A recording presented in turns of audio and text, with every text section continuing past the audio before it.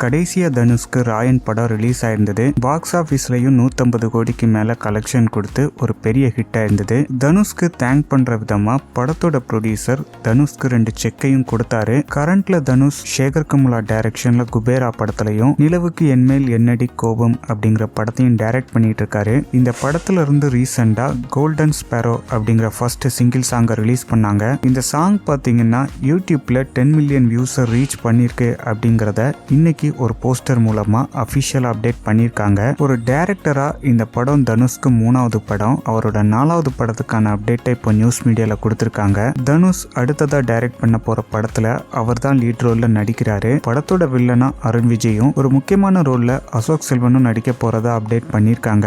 இதை தவிர நித்யா மேனன், பிரகாஷ்ராஜ் இவங்களும் நடிக்கிறாங்க. தனுஷை பொறுத்த வரைக்கும் ஒரு பெரிய லைனப்பே வச்சிருக்காரு. இப்ப அப்டேட் கொடுத்த படங்களை தவிர ஆனந்தியல் ராய் டைரக்ஷன்ல டெரா இஸ்க்மெயின் படத்திலையும் அருண் மாதேஸ்வரன் டைரக்ஷன்ல இசைஞானி இளையராஜா அவர்களோட பயோபிக் படத்திலையும் அண்ட் மாரி செல்வராஜ் டைரக்ஷன்ல ஒரு படம், செல்வராகவன் டைரக்ஷன்ல ஒரு படம் அப்படின்னு அடுத்தடுத்த படங்கள்ல ஒர்க் பண்ண போறாரு.